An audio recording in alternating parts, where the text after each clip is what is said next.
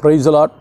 ஆண்டவரும் அருமை இரட்சகருமாகிய இயேசு கிறிஸ்துவின் நாமத்தில் நான் உங்களை வாழ்த்துகிறேன். மறுபடியுமாக கர்த்தருடைய வார்த்தையின் மூலமாய் உங்களை சந்திப்பது மிகுந்த மகிழ்ச்சி. ஆண்டவருடைய கிருபையினால் இந்த வாரத்தில் நம்ம தொடர்ந்து பார்த்து கொண்டு வந்த ஒரு காரியம், 3 இடங்களுக்கு கர்த்தர் போ அப்படின்னு சொன்னதை பார்த்தோம். ஏன்னா அது நமக்கு கற்றுக் கொடுப்பதற்காக சொல்லப்பட்ட வார்த்தை, நமக்கு படிப்பினைக்காக போக சொன்னது. முதலாவது எறும்பினிடத்தில் போ அப்படின்னு சொன்னார். 2வது ரேகாபியருடைய சந்ததிக்கு போ அப்படின்னு சொன்னார். ஏன் அப்படின்னா, யோனதாப் அப்படிங்கிற ஒரு மனுஷன் அவனுடைய பிள்ளைகளுக்கு சொன்னான், நீங்கள் என்ன செய்யாதீங்க, திராட்சை ரசம் குடிக்காதீங்க. இன்னும் சில விஷயங்களை சொன்னான். அவன் சொன்னதை அவன் சந்ததி கடைபிடித்து கொண்டு வந்தது. அப்போ கர்த்தர் சொல்வார் வேதனையோடு, எப்பா ரேகாபியருடைய சந்ததி அந்த யோனதாப் சொன்னதை அப்படியே கடைபிடிச்சிட்டு இருக்காங்க, ஆனால் நான் சொன்னதை இந்த ஜனங்கள் கடைபிடிக்கலையே அப்படின்னு சொல்லி கர்த்தர் வேதனையோடு சொன்னதை நம்ம நேற்று பார்த்தோம். இன்றைக்கு இன்னொரு இடத்துக்கு கர்த்தர் போ அப்படின்னு சொல்லி எரேமியா கிட்ட சொல்கிறாரு. அவர் போ அப்படின்னு சொல்கிறது சண்டை போடுறதுக்கு போக சொல்லலை, சும்மா போய் பார்த்துட்டு வான்னு போக சொல்லலை, படிப்பினைக்காக போக சொன்னது. நான் மறுபடியும் சொல்கிறேன், இப்போ யுத்தத்துக்கு போக சொன்னது நிறைய இருக்குது பைபிளில். இப்போ தாவீதே கேட்பார், ஆண்டவரே இந்த தண்டை நான் பின்தொடர்ந்து போகவா வேண்டாமாம்பார். அதே போல் கிதியோன்ட்ட கர்த்தர் சொல்லுவார், உனக்கு இருக்கிற இந்த பலத்தோடு போ, உன்னை அனுப்புகிறது நான் அல்லவா அப்படின்னு சொல்லுவார். சரியா? இப்படி போக சொன்ன இடம் நிறையா இருக்குது, அதுக்கு காரணம் வேறு. ஆனால் இந்த இடத்துல கர்த்தர் போக சொன்னது எதுக்குன்னா படிப்பினைக்காக போக சொல்கிறாரு.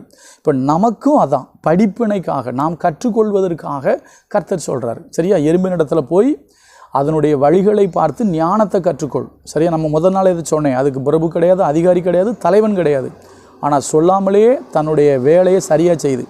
அதே போல் ரேகாபியருடைய சந்ததியில் யோனதாப்புங்கிற மனுஷன் சொன்னதை அவங்க தொடர்ந்து கடைபிடிச்சிட்டு வராங்க. ஆனால் நம்ம ஆண்டவர் நமக்குள்ளே இருந்து சொல்கிறத நம்ம என்ன செய்ய மாட்டேங்க, கேட்க மாட்டேங்குமேங்கிற அந்த ஒரு வேதனையோடு கர்த்தர் நம்ம கற்றுக் கொடுத்தார். இப்போ எரேமியா கிட்ட கர்த்தர் ஒரு செய்தியை சொல்லி விடுறாரு. ஒரு செய்தி சொல்வதற்காக, ஒரு படிப்பினைக்காக ஒரு இடத்துக்கு போக சொல்கிறார். எங்கே அப்படின்னா, குயவன் வீட்டுக்கு போ. எங்கே போ? படிக்கட்டுமா? எரேமியா 18:1-2 கர்த்தரால் எரேமியாவுக்கு உண்டான வசனம், நீ எழுந்து குயவன் வீட்டிற்கு போ, அங்கே என் வார்த்தைகளை உனக்கு தெரிவிப்பேன் என்றார். இப்போ நமக்கு நன்கு தெரிந்த வேத பகுதி, தெரிந்ததிலிருந்து சில விஷயங்களை நாம் அறிந்து கொள்ள கர்த்தர் நமக்கு உதவி செய்வாராக. என்ன அப்படின்னா, குயவன் வீட்டுக்கு போ, அங்கே போய் பாரு அப்படின்னு சொல்லுவார். அதே போல் இவர் என்ன பண்ணுவார், குயவன் வீட்டுக்கு போவார். அங்கே என்ன நடக்கும், ஒரு குயவன் ஒரு மண் பாண்டத்தை அவர் செஞ்சுக்கிட்டு இருப்பார். செஞ்சுக்கிட்டு இருக்கும்போது அது அவர் எதிர்பார்த்தபடி சரியாக என்ன செய்யாது, வராது.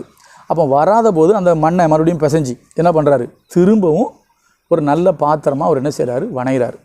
இதை சொல்லிவிட்டு அவர் சொல்வார், பார்த்துட்டியா, இதே போல் இந்த இஸ்ரவேல் ஜனங்களை வணைய என்னால் முடியும், ஏன்னா இவர்கள் கெட்டு போய்விட்டார்கள்.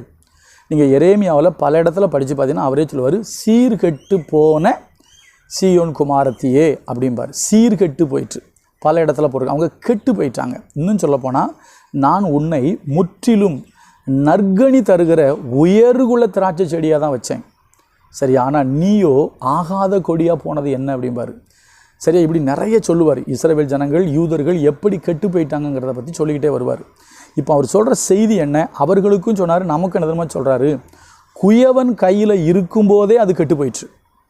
கெட்டு போயிட்டு மீன்ஸ் அப்படின்னா, அது அதாவது குயவன் விரும்பின மாதிரி வராமல் டிசைன் வேறு மாதிரி போயிட்டு, அதை மறுபடியும் குயவன் நல்ல பாத்திரமாக அவருக்கு உபயோகமாக அதை வணைந்தார். அதான் அதனுடைய கான்செப்ட் செய்தி.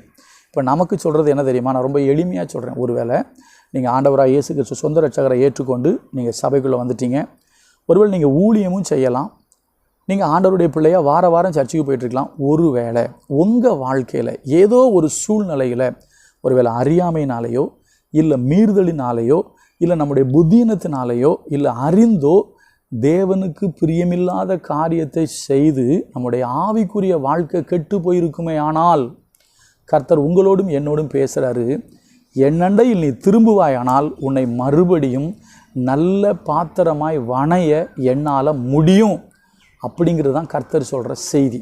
சரியா? சில பேர் கெட்டு போயிருக்காங்க, சில பேர் என்ன ஆகிட்டாங்க, கெட்டு போயிருக்காங்க பைபிளில். இப்போ தாவீது செஞ்சது தப்பு, ஆனால் அவன் சொல்லிட்டான், விசுவாசியாது இருந்தால் கெட்டு போயிருப்பேன், நான் விசுவாசிக்கிறேன் அப்படின்ட்டான். இன்னொன்று சொல்லட்டுமா, புதிய ஏற்பாட்டுக்கு வரேன். இயேசு கிறிஸ்துவை பற்றி பைபிள் சொல்லுது, அவர் கெட்டு போனதை ரட்சிக்க வந்தார். யோவான் 3:16 சொல்லுது, தேவன் தம்முடைய ஒரே பேரான குமாரனை விசுவாசிக்கிறவன் எவனோ அவன் கெட்டு போகாமல் நித்திய ஜீவனை அடையும்படிக்கு அவரை தந்தருளி இவ்வளவாய் உலகத்தில் அன்பு கூர்ந்தார். ஐயா, ஒருவேளை நான் கெட்டு போயிட்டேங்க, என் வாழ்க்கை கெட்டு போச்சுங்க, நான் கெட்டு போன மாதிரி நிற்கிறேங்க. நான் சொல்கிறேன், கெட்டு போன உங்களை வாழ வைக்க கர்த்தரால் முடியும். உங்களை மறுபடியும் உருவாக்க கர்த்தரால் முடியும். தயவு செஞ்சு எரேமியா 18 முழுசும் படிங்க. நான் அதில் உள்ள கான்செப்ட் மட்டும் சொல்கிறேன். உங்களை மறுபடியும் வாழ வைக்க கர்த்தரால் முடியும். நான் 2 சம்பவம் சொல்கிறேன். ஒன்று இளையகுமாரனுடைய ஓமை. அதுக்கு நிறைய ரீசன் பேக்ரவுண்டில் இருக்குன்னு அதுக்குள்ளே போல. அவன் கெட்டு போயிட்டான். ஏன்னா தகப்பனை விட்டு போய் வேசிகளிடத்தில் போய் தன்னுடைய ஆஸ்தியை அழித்தான். கண்டிப்பாக அவன் கெட்டு போயிட்டான். ஆனால் தகப்பன் அண்டை வந்த பொழுதோ அவன் இழந்து போன எல்லாவற்றையும் தகப்பன் திரும்ப கொடுத்தாரு. 2வது சொல்கிறேன், ஓமை அல்ல, இயேசு கிறிஸ்துனுடைய நாட்களில் நடந்தது. நமக்கு தெரியும், விபச்சாரத்தில் கையும் களவுமாக பிடிக்கப்பட்ட ஒரு பெண்மணி. விபச்சாரி எப்படிப்பட்டவ? அவள் வாழ்க்கை கெட்டு போயிருந்த வாழ்க்கை தாங்க, கெட்டு போனவா. அந்த கெட்டு போன அந்த பெண், நல்லா கவனிங்க, இயேசு அண்டை நிற்கிறாள். எல்லாரும் கொண்டு வந்துட்டாங்க. அவர் சொல்லிட்டார், உங்ககிட்ட யாருக்கு பாவம் இல்லையோ கல்லறிங்கன்னு சொன்னோன்னே எல்லாம் ஓடி போயிட்டாங்க.